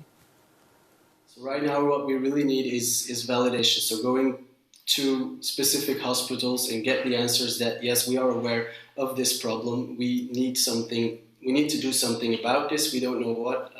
We have seen some things, but they are too expensive or they are not fitting for us. So that is a thing that would need to be done in the first place, of course. Thank you so much, Lionel. And for your now, there is 30 minutes waiting for you. Thank you so much. We and all the other teams. We see you within 30 minutes. See you soon. After 30 minutes. Let me tell you for a very last time that you can vote for the team that has to win according to you for the public prize. Down below in the right corner you see a QR code. Just scan it and you go to WooClap. On WooClap you can vote for one of the 5 teams you get from now on. For now on, you have just 30 minutes. And I hear that we have our guest speaker, our keynote speaker. Our keynote speaker, he's coming up. And let's see where we can find him. Oh, there he is. There he is. There is Dr. Sven Jungman. Doctor, we lost you somewhere, but glad that we see you again. You're our key speaker this evening. Let me introduce you.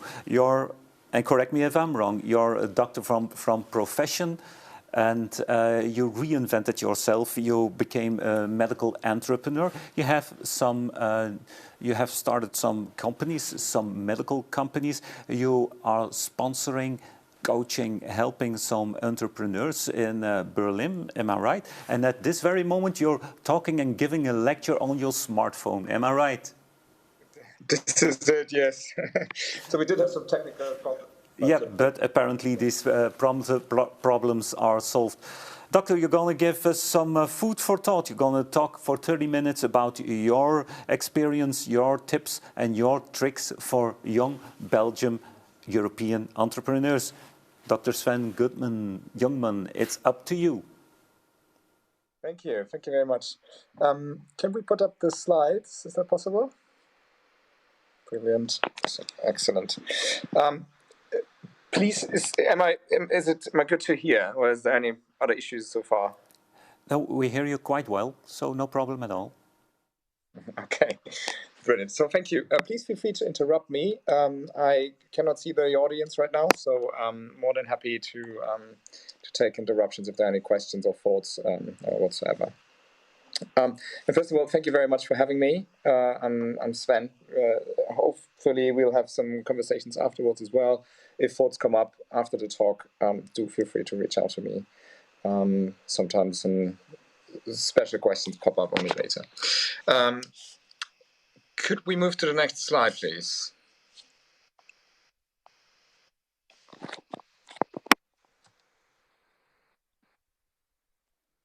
Just a second, Doctor. We're moving slides.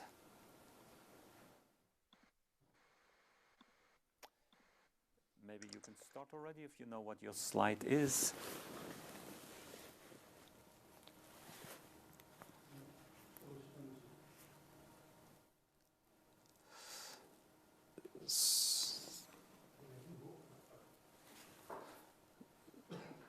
So, Doctor, we're working on it.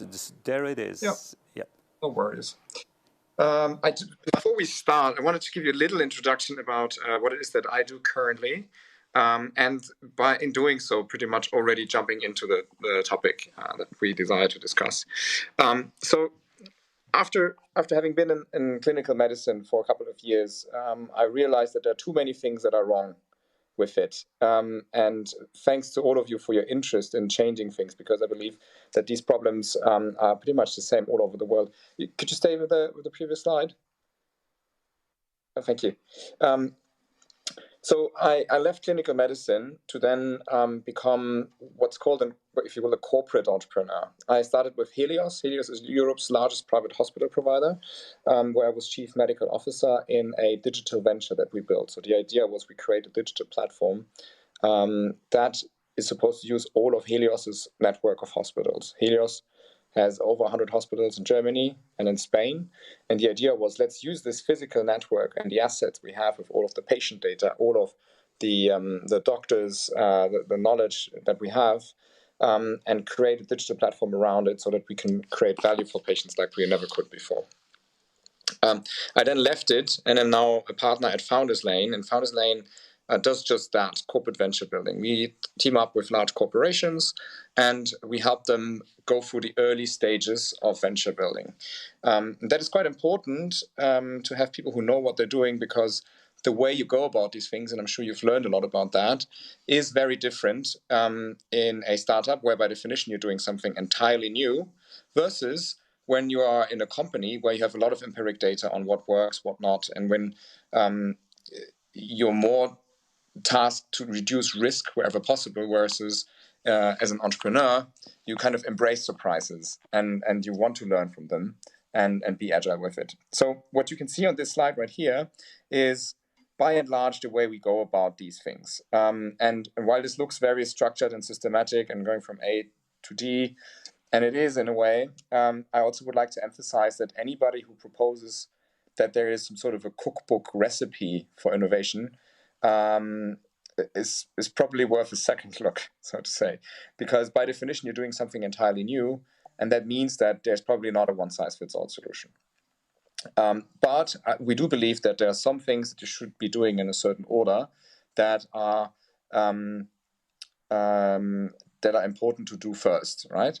And for us, we start with something that we call the white space garage, and that's where we do a very comprehensive evaluation by looking at the market as such that we want to do. We look at competitors that are out there. We look at the technologies that are available. And if it's about healthcare, we also go through PubMed and we look at all of the relevant research that might affect the product we're developing. And then we look, in our case, also at the corporate partner that we're working with to find out where are their unfair advantages, the assets that they could leverage to really jump the entry barriers, which sometimes in the healthcare space can be quite hard, which is something that we'll discuss in detail in a moment. And once we've done that, and we're quite confident on where we would go, we then move to prototyping and iterate further and gradually build up the company. And the idea is that in the beginning, we want to have a very lean team of just a couple of people, and flexibly we would draw in some experts where we think we need them, until we've really found. So we would move from a good problem definition to then finding a problem solution match, which is all hypothesis driven, meaning that we run a lot of experiments trying to see if we're really right about our hypotheses. And once we have problem solution fit, we try to find a product market fit. That's when we scale it up, when we try to find, we think we found the go-to-market strategy and the monetizing strategy by then already. But really what we're trying to do is then to validate how much people are really willing to pay and who's willing to pay, which also in healthcare, we come to that, can be quite counterintuitive. And only then will we start to really ramp up the company, hire more people. That's then the product team fit, if you will. And then it goes up to scaling. So now please to the next slide.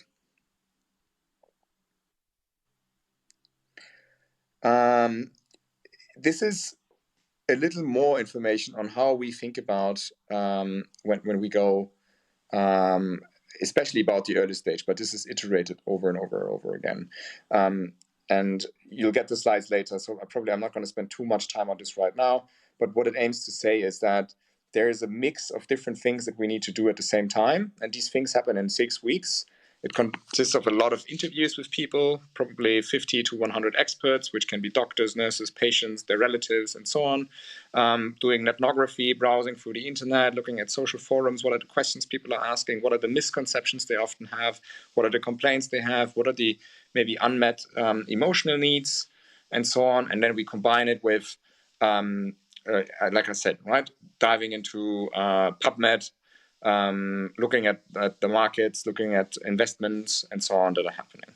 And with all of these taken together, iteratively, we try to find our way to the white space, which is sort of this big problem or set of big problems that are quite unmet in the current market, and are also worth solving from an economic perspective. All right, next slide, please. And this is just a little overview. We're quite a big team, a total of over 100 people. Not all of them, of course, full-time members, but also quite a lot of investors. One of the founders of Delivery Hero, for example, who's there frequently, one of the early stage investors in Palantir. and so on, together with people who have a very deep expertise in some field. It could be customer insight hacking, it could be medicine, as in my case, and so on. And we team up because we believe that, especially in the more complex areas, it's very important to have a diverse team. Enough about us. Please, the next slide. If I was in a room, I would now ask for a raise of hands who is seriously considering a career in the digital health space, and also to congratulate you for it. Now, my own image covers up part of my own deck, but it's not a problem. I just open it on my side. What is important to know is that we are right now at a stage where things are getting extremely interesting. And there are two drivers for that. One is that, this is on the left side, we are seeing a lot of drastic changes from a policy perspective, from a cultural perspective, from the end user adoptions perspective. Now that is mostly driven, there were tendencies before, but COVID certainly has been a strong catalyst, has been driven by the recent pressures on our healthcare systems. One of it being we see more and more sensing systems such as Alexa. There's a startup or a couple of startups that try to find out if through coughing or just the voice analysis, you could maybe detect if somebody has a high risk of having contracted COVID already, of having the disease in a very early kind of subclinical stage. The same goes for some wearable devices where we think that if we can see changes in the sleeping pattern, for example, or temperature changes and so on, we could be much better at identifying people before they themselves know that they're ill. And this could change everything, right? But these are only the sensing systems. And sensing systems alone are quite useless if you don't know what to do afterwards as a reaction. And here also things are happening. If you think about the current vaccines that are coming to the market, it is controversial. However, it usually took 9 years to develop a vaccine, and now we're here at 9 months until it even gets certified in the UK and is also being given. Other things that we've seen is hospitals becoming able to share their capacities because they have better ideas of where there is a bigger demand and where there's maybe more supply. So you can smooth these things. And if you take these two parts together, your sensing system with an increasingly stronger and faster, more agile response system, all of them fueled by technologies, you can suddenly react to large-scale disasters much faster, and also to chronic problems. And other two things that I find very interesting is the way we are delivering care is changing quite a bit. The very obvious one is telemedicine. I'm not going to talk about that. But increasingly, we also look at tools that help you to do a pre-diagnosis, which could be just a medical history taking tool that asks patients questions and tells them what disease is most likely. It could be devices that really aim to change how hospitals think about their interactions with their patients, from being primarily human-driven to being first and foremost digital before, during, and after you stay at a hospital, in a way that was previously impossible to do. And that can be really helpful because patients will have questions after their touch points with the hospital. Or you could ask them more about how they're doing, and so doing improve the way you deliver your care in the future, right? By looking at more value-based outcome metrics rather than just looking at the output you generated. And in a similar vein, you have patient companions, you have direct-to-patient care delivery, where suddenly tests are being sent to people's homes, or where you can even get your drugs sent at home and so on. You don't need to go to the pharmacy in all of the cases, and you don't need to see a doctor for everything that you may need. And then finally, and that goes a little bit with the rapid response topic, but the way we are doing research and development is changing a lot.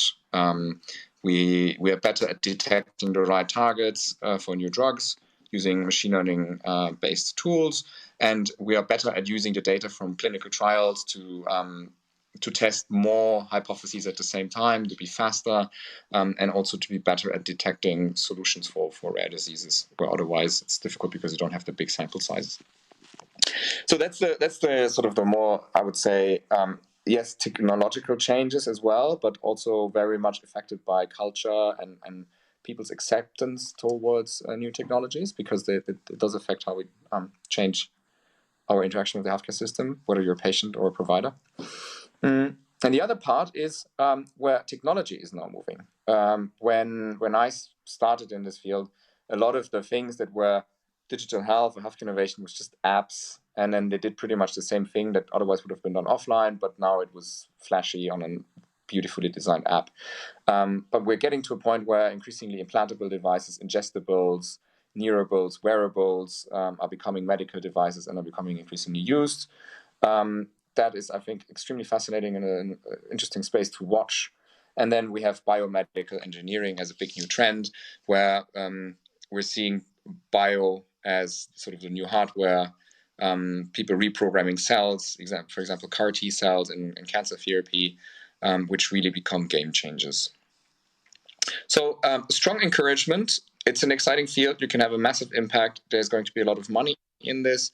And these are all fun challenges to solve. So congratulations if this is the path you're choosing for yourself now. However, next slide, please. You are going to enter a very regulated field, and you will have a lot of barriers. And that's going to be most of this talk, with some hints on what to think about. And I believe it's extremely important because I see a lot of naivety in people going into the field, which is completely natural, because there are things where you wouldn't just naturally come up with these sorts of problems. One problem is you have a lot of high upfront costs. Where do they come from? Often, if you do something that is a true medical device, you will be required to get an ISO 13485 certification. That can easily cost in the tens of thousands of euros. You will probably need a lot of legal advice, which causes additional costs. And then you will probably, at some point, need to run a clinical trial. So I have some friends, they developed a really, really cool tool where a test that is done by ultrasonography that typically needed very, very well-trained and expensive and rare specialists can now be done by somebody with minimal training because AI is guiding these people and is doing the diagnosis. And it's really well functioning. Now they're at a stage where in order to really get the evidence for it, they need to run a clinical trial. The costs of that have been estimated at 1.5 million. And so they went to the investors, and the investors said, you know, we're paying for the app, we're paying for growth, we're paying for, you know, a lot of things. Why should we be paying for research? You know, we're VCs, we're not research funds. And they don't understand it. And so the team kept running from investor to investor and trying to get funds for this really important milestone.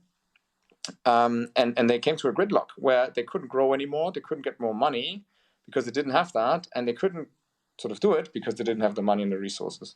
And that's where they're in a really uncomfortable situation. There are investors who are more mindful of this, but by and large, especially in Europe, I feel like quite often investors are not really there yet. Next to the money, you will also have a lot of annoying overhead. Somebody estimated that it's around 20% more documentation work if you develop a software in the healthcare space versus, let's say, in e-commerce. And you need to find the techies and the product developers and so on who are willing to go through that. It's sometimes very counterintuitive, and very few people, especially in Europe, it seems to me, are sensitized towards this or really trained for that. They think, oh, let's take care of the regulatory bit later on. Once we've proven everything else, we can still do that. The problem is that often, if you haven't done it from day one, it's in the FDA, for example, in the US, you might not even get accepted, or they might require you to do it retrospectively, and that can be extremely painful. It can really stall everything. So start early, and I'll talk a bit more about that in a moment. But be aware that this is something you're buying into if you're really doing medical devices. Yeah. And then finally, a lot of pitfalls from annoying key stakeholders who are sitting on the relevant boards in the medical community and sort of you're destroying their bread and butter, to making one false claim, which is too much of a healthcare claim without providing the right evidence. Etc., etc. There are a lot of things that you could do that seem innocent at first, where it's sort of this, let's just move fast and break things. Sometimes in doing so, you might break your own neck. And that is also partially justified, because in healthcare, move fast and break things, or fail fast, fail early, could sometimes mean kill fast and kill early, if you're talking about patients that are already vulnerable. So one quick thought on what can you do here. is it sounds annoying to people who haven't worked in healthcare, but it's something that unfortunately is one of the better strategies, is try to not be a medical device first. Try to maybe be in a field where you're not very regulated, where you're more doing something that is, let's say, health promotion. So let's say you have, I don't know if you know Abbott's Super Sapiens. They have this device which has been built for diabetics. And the idea is that it gives you real-time information on where your blood sugar is. And they found out in some studies that these diabetics who were using it were suddenly losing weight. And it's probably only due to the fact that they get active biofeedback. So whenever you eat something that really dries up your blood glucose, you will get that instant feedback, and it incentivizes people to eat better, essentially. Now the idea was, what if we use that for healthy people who have no diabetes and no problem, just to help them, be more effective at their workouts and maybe lose some weight? That's suddenly an area where you're not really a medical device anymore, or at least you're in a gray zone, right? And these are the spaces where you can validate your user interface, you can validate willingness to pay, and so on and so on and so on, before you have to buy into all of these regulatory requirements and so on.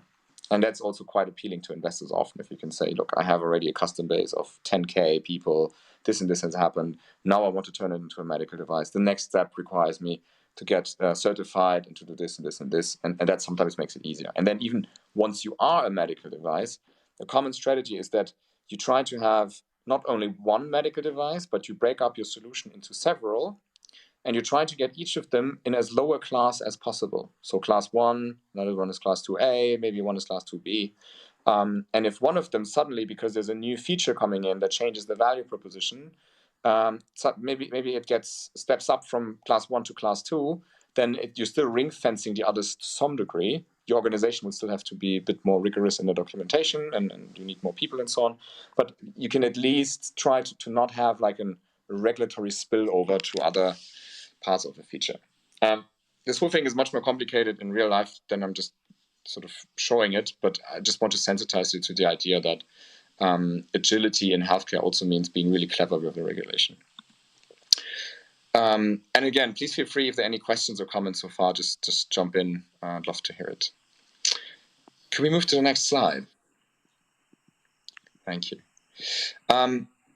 Another thing.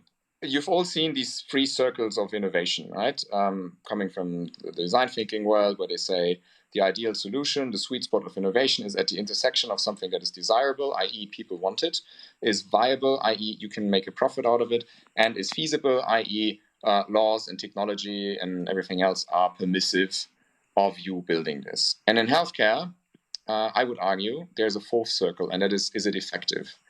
Let me give you an example. You can build a vaping device, and it is completely desirable, it's completely viable, and it's also feasible, right? But suddenly people came up with this value proposition that they said, well, it's also great to get people off cigarettes.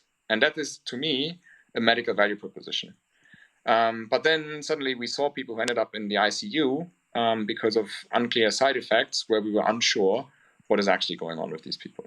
And that's where sort of the effectiveness comes into play, which basically says whenever there is a medical value proposition, like it's the same for an implantable defibrillator, it's the same for any drug you're taking, it's not enough to just resort to intuitively charming argumentations. You actually have to prove it in very rigorous methods that have been established over the last many decades. And these are often maladapted to the healthcare space, and especially to the digital healthcare space. But we're getting there, and there's a lot you can do already. But just be aware that as soon as you have medical value propositions, people's expectations towards your ability to prove them are much higher. Yeah, and like I alluded to earlier, that makes it expensive. It might really prolong your time to market. And that, again, is an argument for maybe also finding some value propositions that aren't so medical at first, so that you can have some revenues. To give you an example there, maybe, if you know Clue, that is an app that was supposed to help women get pregnant. And they realized after quite some years and being quite successful that about 20% of their users used it as a digital contraceptive, basically trying not to get pregnant with the tool, which is explicitly what they said is it's not for. And that is a value proposition that suddenly is medical versus, getting pregnant, we could say is medical, but patient risks aren't too high because it's different if you try not to get pregnant and suddenly you are versus you're trying to get pregnant and you have to try once more. And she said, the founder of Clue, she said she's extremely happy that she started with a less medical value proposition first, because all of the fights she has to go through with the authorities and so on are quite nauseating, and it's good to know that your core is stable. Plus, if you look at it from a business or investor perspective, if you have an additional scientific foundation to create, you're adding another layer of technological risk, right? It's something where you don't know how the outcome will be, and it could also show that actually you're not effective, and the whole thing you built, even though people like it, is not the right one. And it also means that you can't just work with user research. You suddenly have to do systematic literature reviews, clinical trials. They often have to be independent to be really credible. So you need to find partners willing and able to do that, etc., etc., etc. Next slide, please.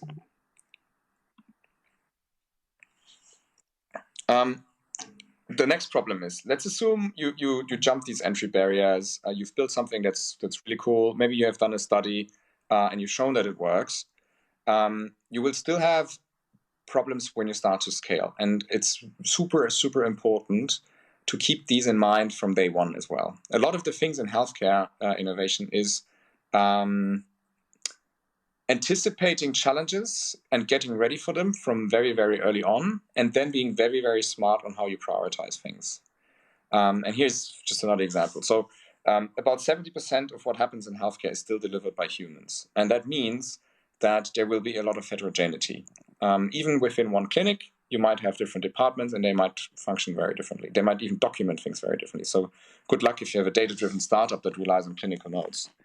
The second thing is going to another country. You might say, well, but they're all human beings, which means they have the same anatomy, similar physiology. It can't be that difficult to scale. But the laws are very different. The setup, the way doctors are being paid or nurses are being paid, etc. All of these things, in all likelihood, will matter as soon as you depend on people using your tool actively or imputing data or taking data out of it, etc. Then you have edge cases. Now I found a picture of a probably unique edge case, but you will be training an algorithm or you will be building a solution for people with certain conditions. And then there will be 100 people with some other setup, right? Maybe like him, I don't even know if he's going to be able to use a touch screen on the phone. So how can you build something for this person? Or somebody has a rare disease that affects something. In the current world, this is a doctor's job to figure out these edge cases and to make judgment calls where things are deviating. If you're building an app, it's extremely difficult to have all of these things factored in. So somehow, quite often, you will still need a human in the loop, a doctor still checking it, and so on. So that's all something to be needs to be kept in mind. And then no illness is created equal. I've often seen pitches where somebody says, I have built a startup that is going to tackle a rare disease called disease, I don't know, X. It affects 70 people out of 100,000 or 50 people out of 100,000. And once I've done this, I will move to rare disease Y, because that's also an autoimmune disease. They both are autoimmune diseases. And they kind of suggest that this is very similar because they're both rare, because they're both immune modulated or whatever. In all likelihood, they're not. And that's something that really needs to be kept in mind. Plus, once you change to another indication, your intended use will change. And that means that you have to do a lot more new research, clinical appraisal, and document all of this for the regulation as well. So keep in mind that there is always an overhead of scaling to other areas.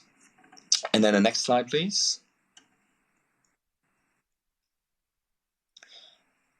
Another bit that people start to complain about a lot and increasingly is we're seeing more and more and more apps coming up, and a lot of them are quite smart, but they fail essentially to solve one big problem that both patients and the providers have. And that is, if I have blood pressure, high blood pressure, if I have diabetes, and maybe had a stroke, I could use a separate app for each of them. And they might all ask me to impute the same data because they don't talk to each other. And then I go to the hospital and it doesn't connect with the hospital. So here again, I have like a very strong siloed care, which is pretty annoying. Plus, insurance companies start to get annoyed because they say, okay, now my customers are using so many different apps. I don't know what to recommend to them. I can't leverage the synergies. The data is again siloed, etc. So there is, I think, going to be an increasing opportunity for entrepreneurs trying to build apps that connect these things. And yes, we have interoperability standards. You have your HL7 and your FHIR and your SNOMED, your ICHOM, and they are super important, but it's still not really working well. Partially also because some companies don't want the data to be so shareable so easily because they consider it a defensive mode against competitors. Partially it is also because getting data imputed in a homogeneous way is very hard. So one doctor would love to say, my patient had a heart attack. The other one says myocardial infarction. And then we can build libraries that try to harmonize these things. But then we come back to this edge case problem or sort of the human service problem when not everybody is going to bow to a startup's will to document something in a certain way, right? They're going to have their own practice and it's difficult to change their behavior. And then on to the next, please.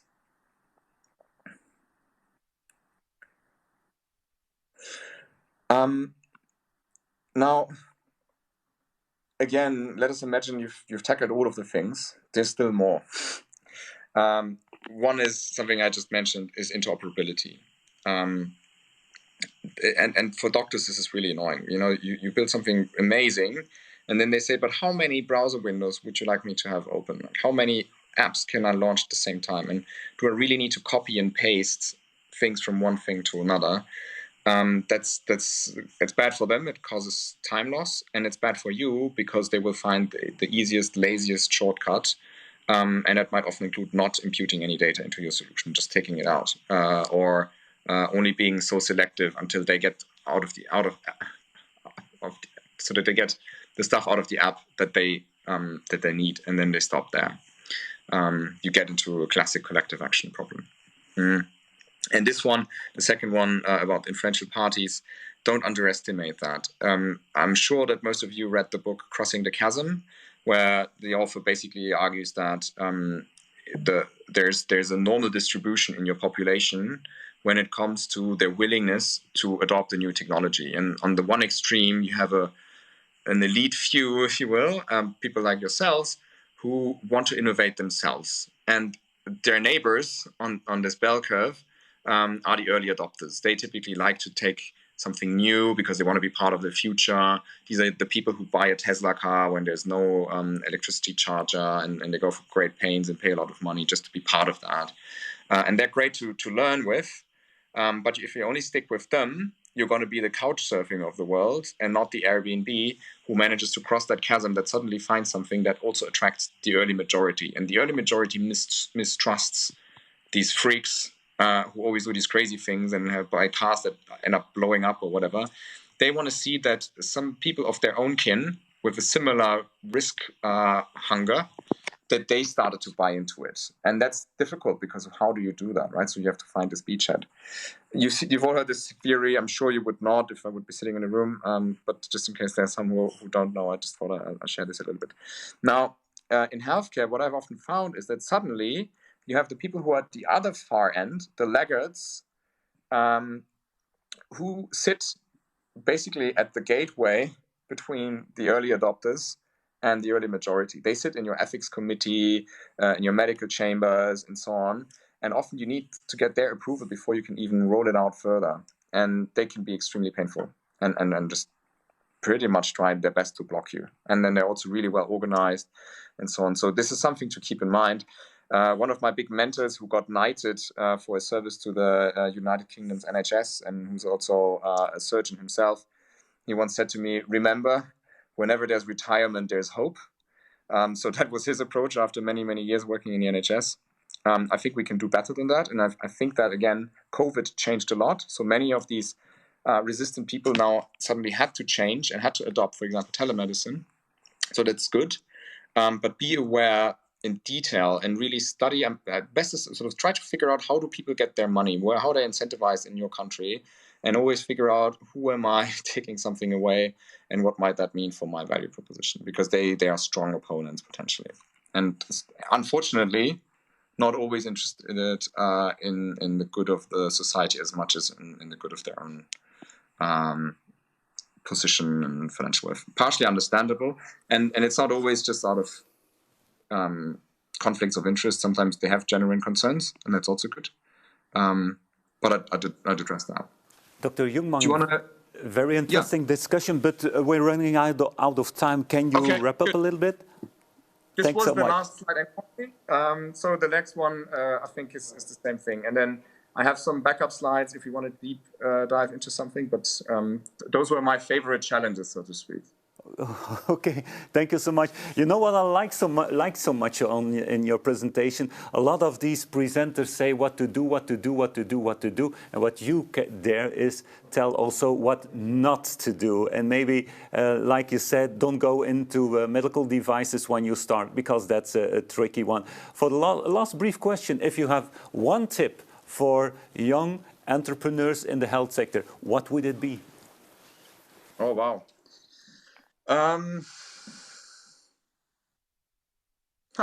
It's a.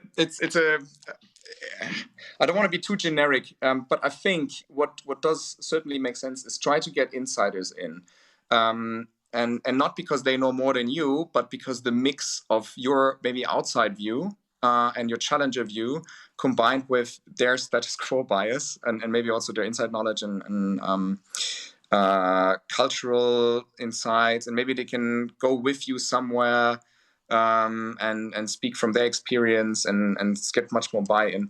This combination is what I think very often truly makes an innovative drive, much more than just trying to disrupt from the outside or from the inside only.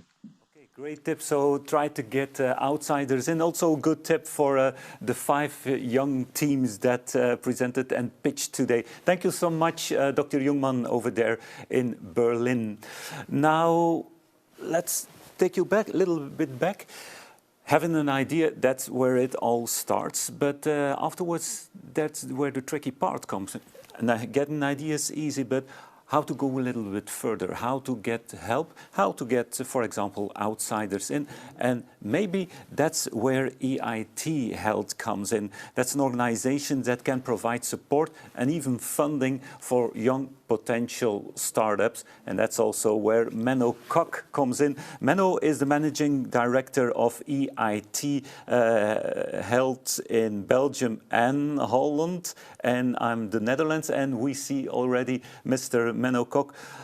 Mr. Menno Kok, I just told that support can be given by an organization like EIT. Can you make this a little bit more concrete? What can EIT do for young health professionals? Well, a lot actually. Help them to find the right partners in Europe to work with, because innovation these days is never a lone game. It's always a collaboration between partners from different origins, from different countries. We actually support them in writing their plans, making their plans and realizing them. And then if they manage to get into our business plan or international business plan, they may even get some subsidies to start up and to get going. So it's both financial and, let's say, right in advice support for young people. Mm-hmm. You're doing this in Belgium and the Netherlands. How is it going? How to do that? Well, essentially, we're doing it all over Europe, and including even Israel. So officially, we are called the region BENE, which is Belgium and the Netherlands, which is really going back in history about 5 or 6 years when we started with Flanders and the Netherlands. Building this collaboration. But since then, we've expanded over most of European countries. So it includes Southern European, Northern European countries, and as I said recently also Israel. And we're focusing on people at universities, we're focusing at people at research institutes, education institutes, but also larger corporates, and also something like 600 to 700 young companies that are active in the area of health and healthcare. And the key to success is smart collaborations, bringing the right people in the right frame together and then helping them getting started. So it's been quite successful over the last few years. We have engaged a lot of partners in the Netherlands and in Belgium very actively in the process, including from Ghent, Leuven, from Brussels, IMAC. Barco is one of our active partners in the south of Belgium, and all of them actually bring in the best of their spirits, the best of their expertise, and the best of their plans. And then we support them to make the best out of that, and with the focus of applying the best of present knowledge into new applications for health and healthcare. So it's really about translating what's been lying around as science and very interesting to share, but eventually of course, the value of science is in its application, and that's what we foster with EIT Health and with all of our partners. Can you make it a little bit concrete? Which type of new startups are you supporting? What type of industry are you in? Well, we are supporting companies from digital health, from biotech, and from medtech areas, which virtually spans the entire health and healthcare area sector in Europe, and that goes from young companies in mobile apps into biotech companies that actually design new medications and new treatments. So it is a very broad area of companies. And from Belgium, we get a lot of strong companies in service supply models, but also in medical technology development. Yeah. So it's a very active area, and it's a very promising area because the way to market is not that long as it is often in biotech companies, where you need long regulatory circuits and long test and validation periods before you can actually reach the market. Okay. Now you know very well, as you support this whole event, that today we pitched 5 different new startups. Imagine some of these startups think, we could use some support from EIT Health. Is it, do they have to get in contact with you, or is it the other way around? Is it, don't contact us, we'll contact you? Well, both. So we invite them always to contact us, and then if they don't, we'll make sure that we'll find them. So yes, if they just Google and go for EIT Health, they can find us directly, including telephone numbers and websites and email addresses. So it's not hard to find us at all.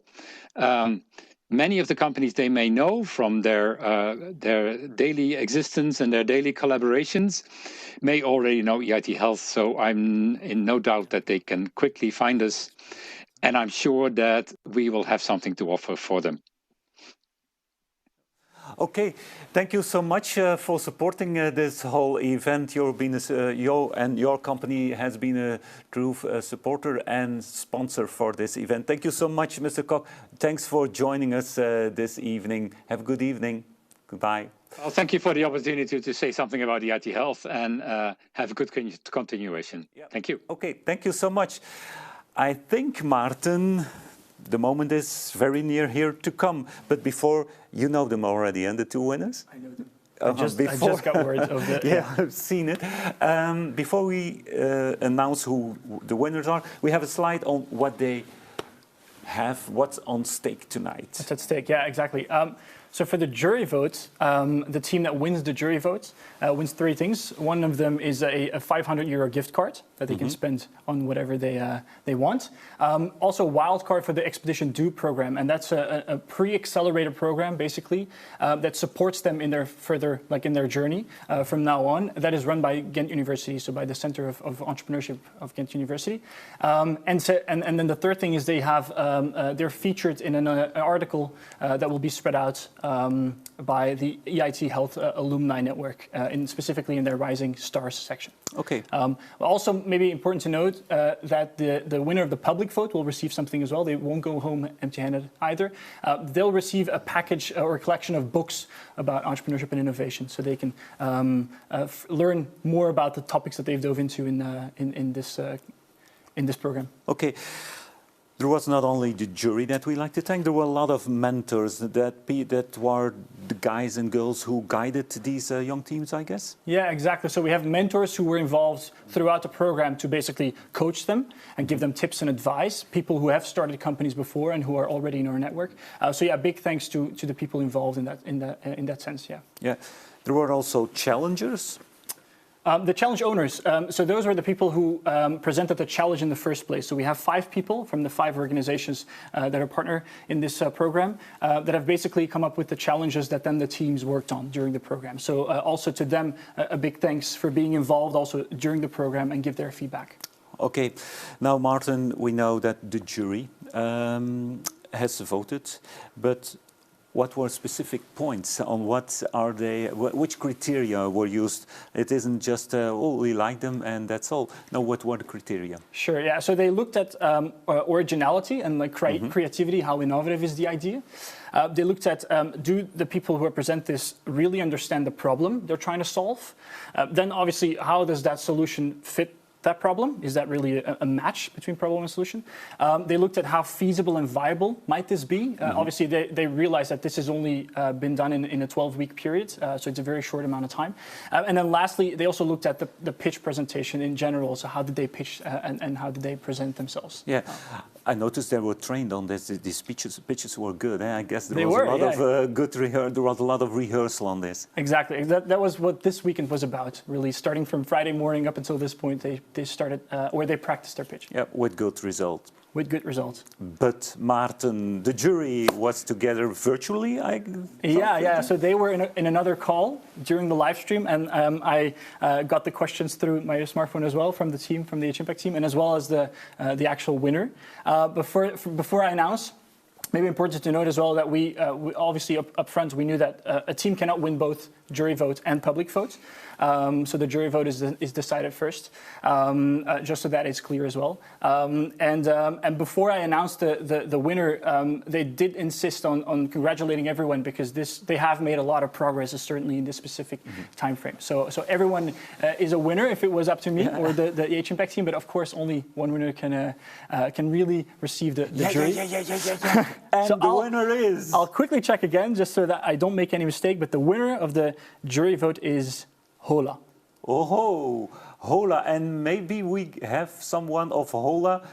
If I'm right, Hola was the team of Hola Pola with the dog. And here we see the whole team, and there is the dog. Rick and the whole team, congratulations. I will take Tosca. Hello. Hi, Rick. How does this feel?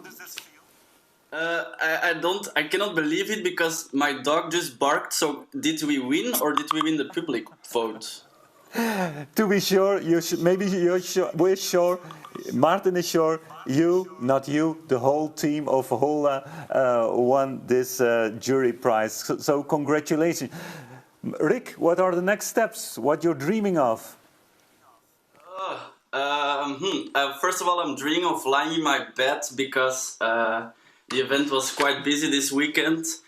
And I need some rest now. And afterwards, I think we can gather with our team to decide what are the next steps. And I will let Tosca go for now. I'm very excited. Yeah. Rick, it would be unpolite to congratulate you because you were just one of the, am I right, of the 5 people on the whole team. What was the most interesting point of this whole process? What did you learn? What you'll never forget on this whole process? Currently, I'm working in a health startup as well, so I learned a lot and I can adapt to things I learned in this H Impact program in my professional life. And of course, once hope to become an entrepreneur myself in e-health and health tech, because I'm strongly believe, and Tosca is licking my hand, stop, in value-based healthcare and digital health, because I definitely know that it's the future. Value-based healthcare, where did we hear that word once again this evening? We started with value-based healthcare. Rick and the whole team of HOLA, congratulations, you did a great job. Have a nice evening. Have a nice evening, Tosca. Yes, yeah, you pronounced it good. I will give her a knick-knackje to celebrate that we won. All right. All right. Good evening. This was only one of the winners, and the other winners are the public vote, and there is something special happened this evening. A lot of voters. Yeah, a lot more than we initially thought. 1,133 to be exact voters, so this is a lot of voters. Do I say the winner? Definitely, and the winner is, Rick? The winner is Heezy. Heezy. Can we see the picture of the Heezy team, the full Heezy team? Where is Heezy? Oh. There is someone, don't believing it. I don't think he realizes it yet. No, is this Maxime? Oh, hello? Yes, it is. Yes, it is. You hear it all right? Maxime? You won. You won the prize of the jury. No. Your team won the prize of the jury. Your first reaction, Maxime? Yeah, amazing. We put a lot of effort in our website and we tried our best to present it in the best way. So thank you for the public for voting for our project, and we will believe we will achieve success in the near future. Can we ask to have also the picture of the whole team, because it was not only Rick alone. Can we see a picture of the team? There they are with all 4. So, Maxime, what will be the next steps for your club, your startup club, with your colleagues of Heezy? What's coming up? What's coming up? First of all, thank you for my team. They become more than a team, a family, to be honest. Also to our mentors, Giancarlo and Branca, and to our lovely coaches, because without them we would never make it stand here. But the actual steps would be take part in maybe acceleration programs, search for investors, sponsors, and who knows what the future will give. The future looks bright. You have to wear shades, Maxime. We wish you and your whole team a lot of success the upcoming years. Maxime, good evening. Enjoy the evening. Good evening. Goodbye. Thank you.